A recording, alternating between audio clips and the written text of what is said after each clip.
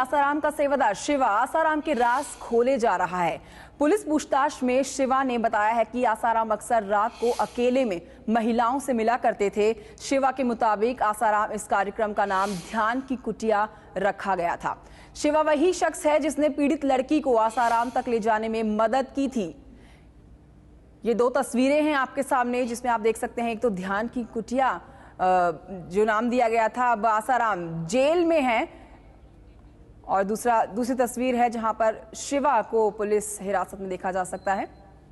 शिवा उस दिन लगातार छिंदवाड़ा हॉस्टल की वार्डन शिल्पी के संपर्क में था और पीड़ित लड़की और उसके परिवार को जोधपुर स्टेशन से मडई आश्रम ले जाने में शिवा ने ही मदद की। शिवा से पूछताछ पुलिस की जारी है, लेकिन शिल्पी अभी भी फरार है।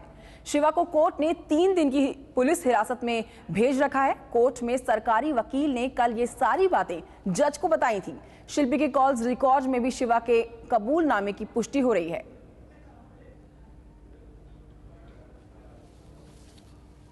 राजस्थान पुलिस सेवा की साल 2007 बैच की ऑफिसर चंचल मिश्रा, जो कि आसाराम से जुड़े हर मामले की बहुत ही बारीकी से जांच पड़ताल कर रही हैं, वो इस पूरे मामले की जांच अधिकारी हैं और कई राज्यों में इस मामले से जुड़े सभी तथ्यों की तहकीकात के लिए गई हैं। चंचल जी, ऐसी बात सामने आई, पुलिस अधिकारियों को रिश्वत दी गई?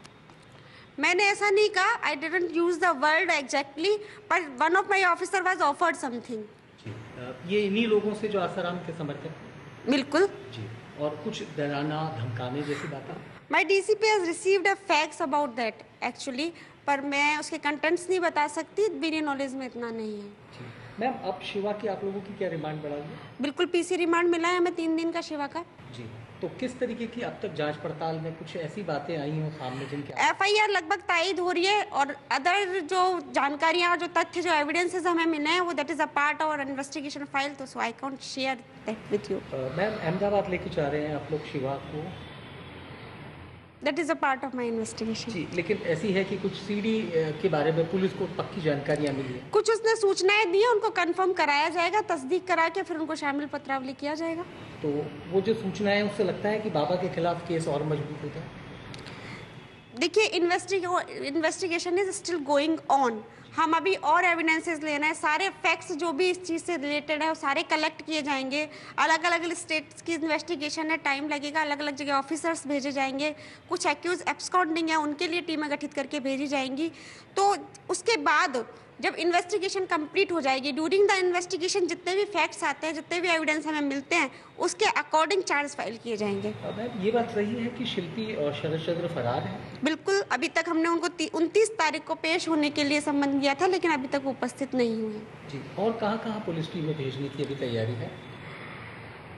अभी तक के इन्वेस्टिगेशन से जो तथ्य सामने आए, उनमें तो पहले तो एब्सकॉन्डिंग जो एक्यूज है उनके लिए हम टीमें भेजेंगे। कुछ हमारी इन्वेस्टिगेशन डॉक्यूमेंट वाली बाकी है, उसके लिए हम टीम भेजेंगे।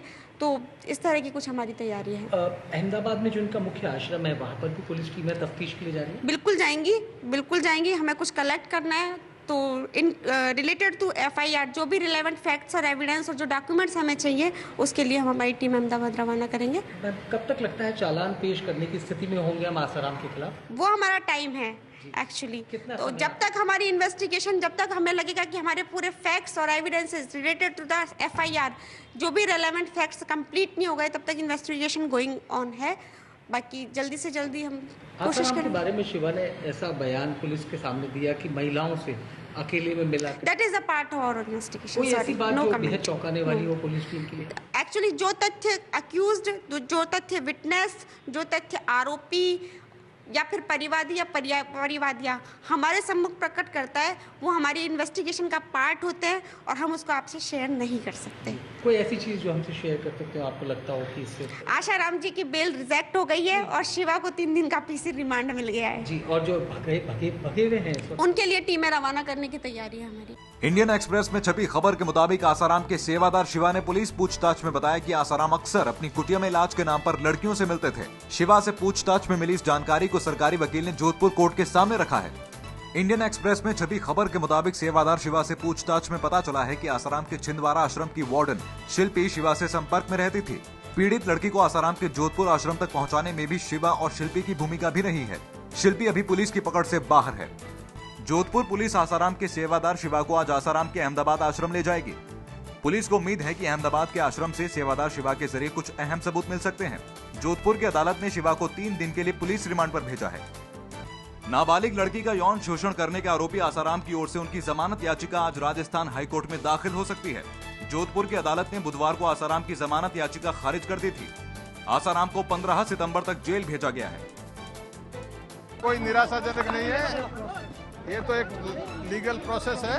हाईकोर्ट में जाएंगे निश्चित तौर पे हाईकोर्ट में जाएंगे। कब जाएंगे हाईकोर्ट में, कब तक आपकी उम्मीद है? देखेंगे, ऑर्डर देखेंगे, उसके बाद जाएंगे। जोधपुर की जेल ने आसाराम की कई मांगे खारिज कर दी हैं। आसाराम ने जेल अधिकारियों से अपना विशेष भोजन, गंगाजल और खास बिस्तर की मांग की थी, जो जेल अधिकारियों ने नहीं मानी। जेल की जो शेड्यूल है उसके हिसाब से उनका पूरा दिन व्यतीत हुआ। टीम में जो जेल का है, खाना, जेल में रहना, जेल 11 से 3 बंद रखना, वो सारा रूटीन में रहा और अभी जेल में वापस बंद कर दिया गया और पूरी तरह से स्वस्थ हैं और ठीक है। गुजरात के जूनागढ़ में आसाराम के एक आश्रम के खिलाफ अवैध कब्जे के आरोपों पर कार्रवाई हो रही है। ये कार्रवाई करीब 10 साल बाद हो रही है। आरोप है कि गिरनार पर्वत के पास 15 साल पहले आसाराम ने 100 एकड़ जमीन पर अवैध कब्जा कर आश्रम बना लिया था।